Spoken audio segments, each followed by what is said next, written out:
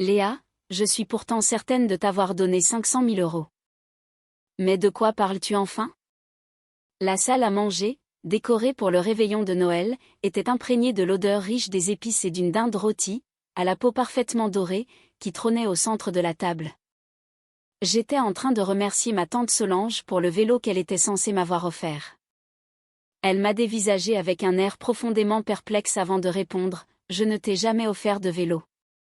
Au moment où elle a prononcé ces mots, un verre de cristal à la main, j'ai entendu un sifflement dans mes oreilles, comme si quelque chose venait de se briser de manière irréparable. J'ai délicatement posé la fourchette en argent que je tenais et j'ai plongé mon regard dans celui, imperturbable, de ma tante. 500 000 euros? Oui. Tu voyages partout dans le monde pour ton travail, n'est-ce pas? C'est pour ça que j'ai préféré te donner de l'argent plutôt qu'un objet. Je l'ai transféré sur ton compte. Avec une telle somme, tu aurais pu facilement t'acheter le dernier Mercedes-Benz classe G.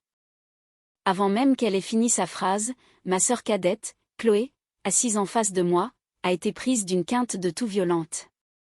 Le café qu'elle buvait a éclaboussé sa robe en soie blanche immaculée, mais elle n'a même pas essayé d'essuyer la tache.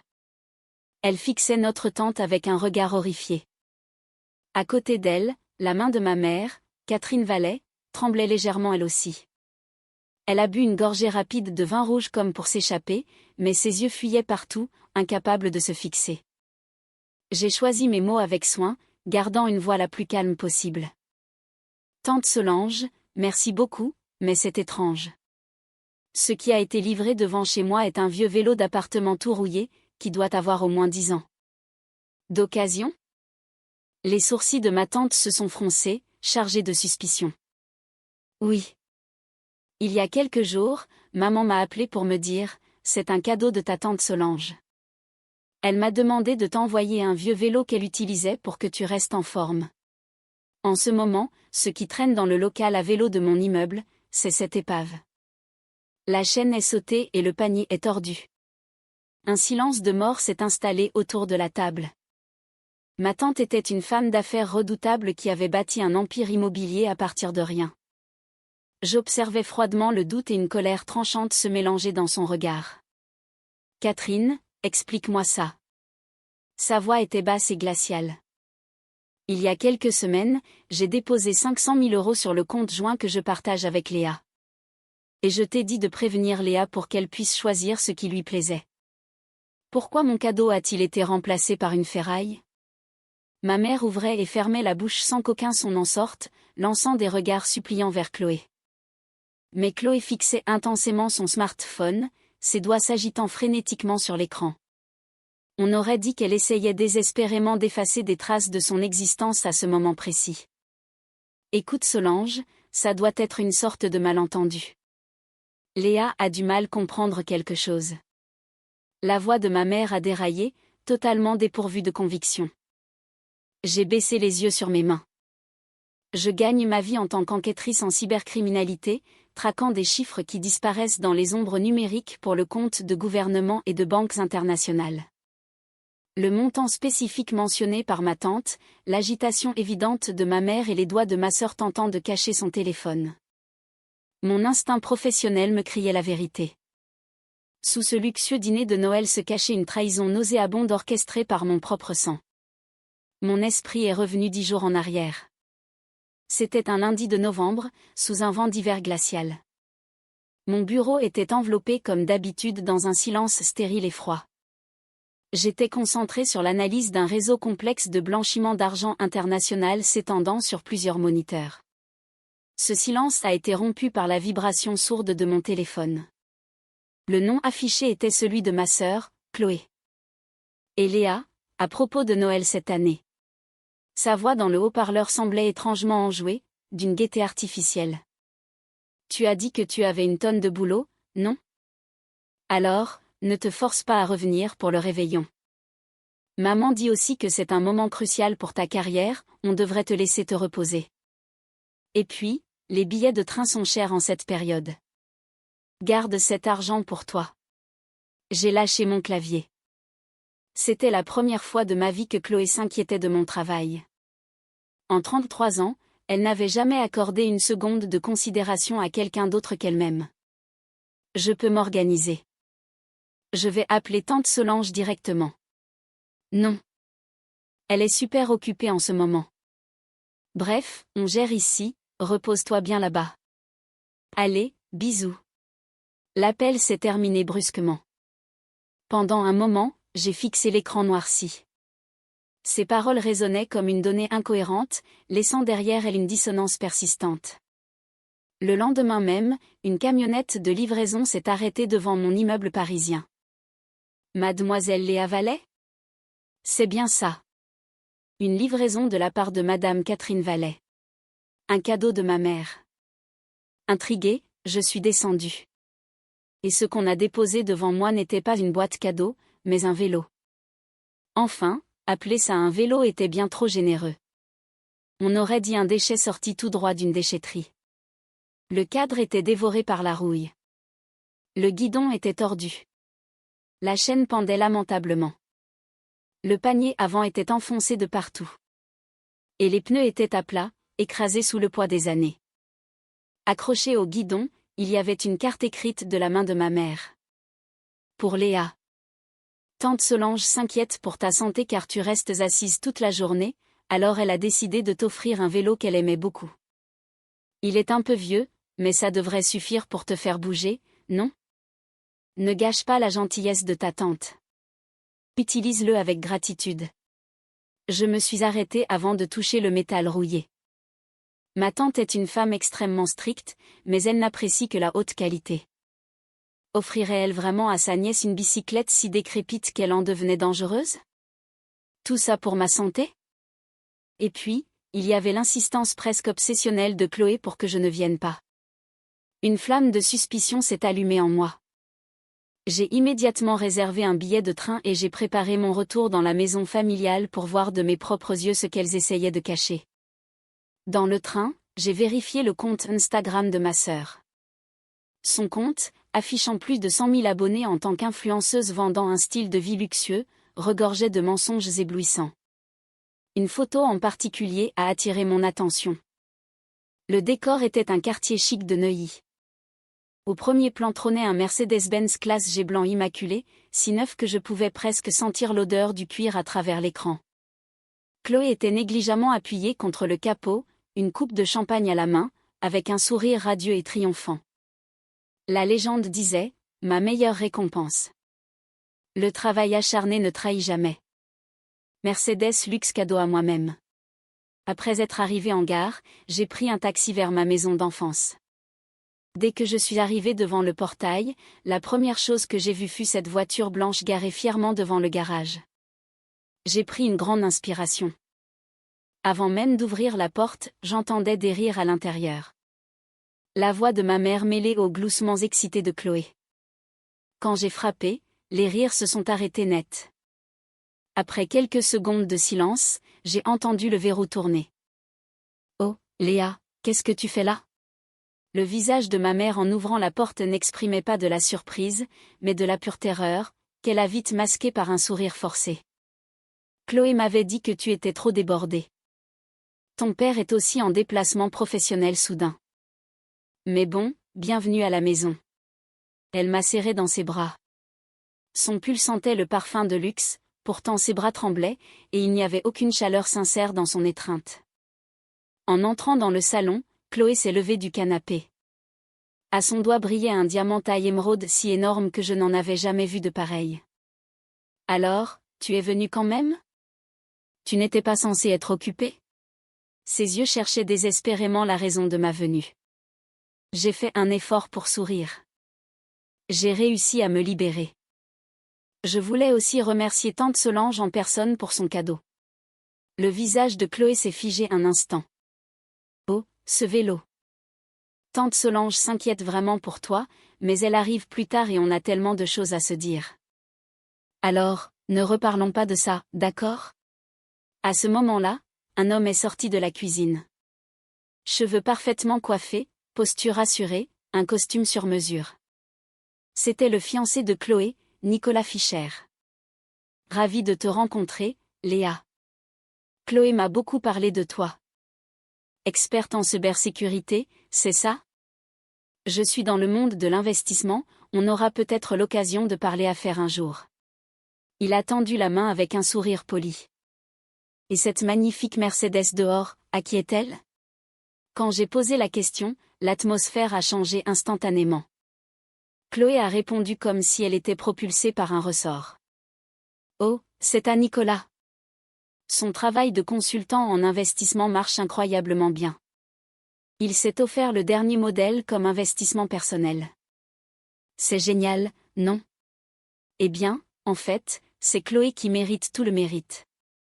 Elle cartonne avec ses partenariats d'influenceuses, et comme cadeau de fiançailles, elle a versé un apport très substantiel. Honnêtement, c'est une voiture bien trop belle pour moi. Nicolas avait l'air un peu gêné, mais clairement fier d'elle. Je vois. C'est vraiment merveilleux de pouvoir s'échanger de tels cadeaux. Une relation idéale, ai-je dit, sans jamais perdre mon sourire. Ma mère faisait semblant de s'occuper du dîner, évitant soigneusement mon regard. Sur le buffet, j'ai remarqué une brochure de mariage pour la cérémonie à venir de Chloé, jetée-la négligemment. Un palace parisien, 300 invités, une robe de créateur sur mesure.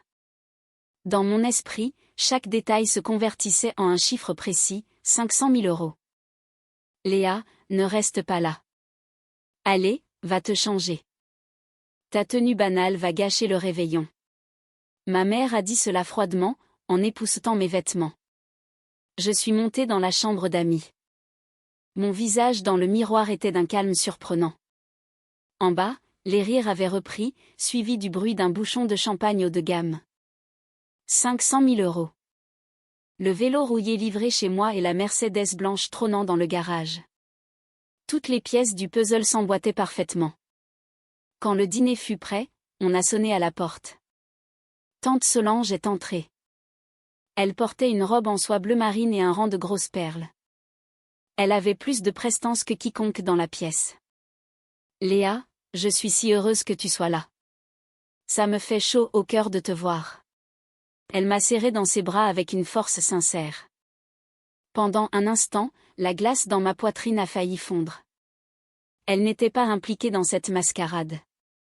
Cette certitude a renforcé ma détermination. Ma tante a pris place en bout de table, avec ma mère Catherine d'un côté et Nicolas, le fiancé, de l'autre. En face de moi, Chloé jouait avec le dernier iPhone tout en exhibant ostensiblement son diamant. Le dîner se déroulait normalement en apparence. Chloé se vantait de son nombre d'abonnés et de ses projets de mariage extravagants. Nicolas parlait modestement de ses affaires. Ma mère les regardait avec des yeux admiratifs, me lançant parfois des piques comme « Tu devrais prendre un peu plus soin de toi aussi, Léa ». Et puis, au moment où ma tante a pris le couteau pour découper la dinde, j'ai décidé de lâcher ma bombe. Au fait, tante Solange, je tiens à te remercier convenablement. Ma voix était plus calme que je ne l'aurais cru. Merci infiniment pour le vélo. J'en prendrai grand soin. À cet instant, le couteau a frappé l'assiette avec un bruit métallique qui a résonné dans toute la pièce. Ma tante s'est figée et a lentement levé la tête. Ses yeux oscillaient entre la confusion et une forme d'effroi. Un vélo? Léa, de quoi parles-tu? Sa voix était grave, lourde d'incompréhension. Ce que je t'ai donné, ce sont 500 000 €. Comment cela s'est-il transformé en vélo? Au moment où ces mots sont tombés, Chloé a recraché violemment son café. Quoi? Qu'est-ce que tu racontes? Son visage est devenu rouge alors qu'elle s'étouffait, les yeux écarquillés par la terreur. À côté d'elle, ma mère a lâché sa fourchette, qui a tinté inutilement contre la porcelaine fine. J'ai penché la tête et regardé ma tante. Mais tante Solange, ce qui est arrivé chez moi, c'est un vieux vélo d'appartement tout rouillé. Maman me l'a donné en disant que c'était ton cadeau, parce que tu t'inquiétais pour ma santé. Que as-tu dit? J'ai vu le sang quitter le visage de ma tante. Elle a posé lentement son couteau, son regard perçant ma mère qui tremblait. Catherine, pourquoi mon cadeau a-t-il été échangé contre une telle chose? Eh bien, Solange, c'est juste une erreur de livraison. Tu sais, c'est Noël, ne nous arrêtons pas sur des détails. Des détails? La voix de ma tante a tranché l'air comme une lame de glace. 500 000 € qui disparaissent et ma nièce qui reçoit une épave à la place. C'est un détail pour toi? Nicolas, qui était resté silencieux, a fini par intervenir. Voyons, tante Solange, ça doit être une erreur bancaire. Je contacterai la banque demain. Pour l'instant, profitons du repas. Non, Nicolas, ce ne sera pas nécessaire. J'ai sorti de mon sac un dossier épais et je l'ai posé sur la table. Que ce soit une erreur ou non, nous pouvons le vérifier ici et maintenant. Tante Solange, pour être honnête, j'avais des doutes. Alors j'ai mené ma propre enquête. Je me suis levée et j'ai allumé ma tablette. J'ai observé avec une satisfaction glacée les visages de ma mère et de ma sœur se décomposer sous la lumière de l'écran. C'est là que mon vrai travail commençait. Léa, c'est quoi tout ça? Demanda ma tante. Tante Solange, voici où sont passés tes 500 000 €. J'ai tapoté l'écran. Les relevés de transactions bancaires sont apparus. 14 novembre 2025. Tu as bien déposé 500 000 € sur mon compte. Mais à peine 20 heures plus tard, le 15 novembre à 10 heures, la quasi-totalité de la somme, soit 499 800 €, a été virée vers un compte externe. Et le nom du bénéficiaire est juste ici à cette table, Chloé Vallet. Quoi? Nicolas a regardé Chloé avec choc. Chloé, qu'est-ce que ça veut dire? Cette Mercedes est l'argent du mariage? Tu m'avais dit que c'était le fruit de ton succès sur les réseaux. Tu m'as dit que tu avais tout acheté avec tes revenus? Chloé était livide, tremblante, incapable de croiser son regard. Nicolas, il semble que tu aies été une autre de ces victimes, ai-je dit froidement en passant à l'image suivante. Chloé, tu as vendu la confiance de tante Solange et la mienne pour ton propre luxe et pour un mariage qui ne servait qu'à satisfaire ta vanité. Tu as même entraîné ton fiancé dans tes mensonges. Regardez ce contrat d'achat de la Mercedes. La propriétaire est Chloé Vallet, et chaque centime provient des 500 000 € volés sur mon compte. Nicolas, elle t'a fait croire qu'elle l'avait acheté avec son argent alors qu'elle ne faisait que défiler dans sa parade de vanité. Non, ce n'est pas possible. Nicolas s'est effondré sur sa chaise. Chloé s'est levée brusquement, le visage déformé. Arrête. Tout ça est fabriqué. N'importe qui peut falsifier des documents. Léa, tu essaies de me piéger. Fabriqué? Malheureusement pour toi, ce sont des journaux officiels extraits directement du serveur central de la banque, avec des signatures d'authentification cryptées. Quand je commence une enquête sérieuse, il n'y a aucun chiffre que je ne puisse atteindre, ai-je continué. Et voici la procuration qui a permis le transfert. Elle a été soumise à la banque à mon insu. Avec ça, Catherine Vallet, ma propre mère, a obtenu le plein contrôle de mon compte. Regardez la signature en bas. J'ai pointé à un endroit précis. À première vue, c'est ma signature. Mais l'analyse numérique montre qu'elle a été créée en superposant des scans de mon écriture provenant de documents passés. La pression du stylo est anormalement uniforme. Il n'y a aucune variation microscopique propre à une main humaine. Et surtout, il y a ceci. J'ai zoomé au maximum. Quand je signe des documents légaux importants, je place toujours un point presque invisible en haut à droite de la première lettre. C'est une habitude de sécurité analogique que j'utilise depuis des années. Ici, il manque. Maman, tu t'es tellement concentrée sur la copie de mon écriture que tu n'as jamais remarqué mon habitude. Ma mère s'est pris le visage dans les mains et a commencé à trembler violemment. Je ne pensais qu'à la famille. Chloé avait besoin d'un beau mariage. Toi, tu gagnes déjà bien assez d'argent. Je ne pensais pas que tu remarquerais. Tu ne pensais pas que je remarquerais? Tu as volé un demi-million d'euros à ta propre fille et tu as pensé que tu ne te ferais pas prendre dans le domaine même où elle est experte? Ma voix était d'un froid qui m'a surprise moi-même. L'image a changé. Sur l'écran apparaissait sa publication Instagram Glamour à côté du contrat d'achat de la Mercedes. Cette voiture dont tu te vantais en disant que c'était une récompense pour ton travail. Le numéro de série correspond. Elle a été achetée au comptant le lendemain du virement de tante Solange. Le travail acharné ne trahit jamais, c'est ça? Eh bien, l'effort que tu as mis à voler l'argent des autres était en effet de premier ordre. Tais-toi, Léa. Ne parle pas comme ça. Chloé a hurlé avant d'éclater en sanglots. Mais ce n'étaient pas des larmes de remords. C'étaient les cris d'un amour-propre blessé, d'une personne voyant son monde de paillettes s'effondrer. L'acompte du palace, 150 000 euros. La robe sur mesure, 30 000 euros. Le voyage de luxe aux Fidji, 20 000 euros. Tout a été payé avec l'argent que tante Solange m'avait donné. N'est-ce pas? Le silence est retombé, mais c'était un silence étouffant. Ma tante s'est levée lentement. Son visage exprimait une fureur sourde. Catherine, Chloé. Vous n'avez pas seulement vendu ma confiance. Vous avez vendu l'âme de cette famille. D'une main tremblante, elle a sorti son téléphone et a composé un numéro. La police? Oui. Je voudrais signaler un abus de confiance et une fraude financière majeure. Le montant est de 500 000 euros. Les coupables sont devant moi. Tante Solange, tu es sérieuse? Je suis ta nièce. Appelez la police. C'est une blague, non, supplia Chloé. Ce n'est pas une blague du tout. Ma tante n'a même pas regardé Chloé. J'ai bâti ma fortune par le travail. Offrir un cadeau à ma nièce était un acte d'amour. Me voler, me mentir et me prendre pour une imbécile. Cela dépasse tout ce que le mot « famille » peut excuser. À ce moment, Nicolas s'est levé brusquement en repoussant sa chaise.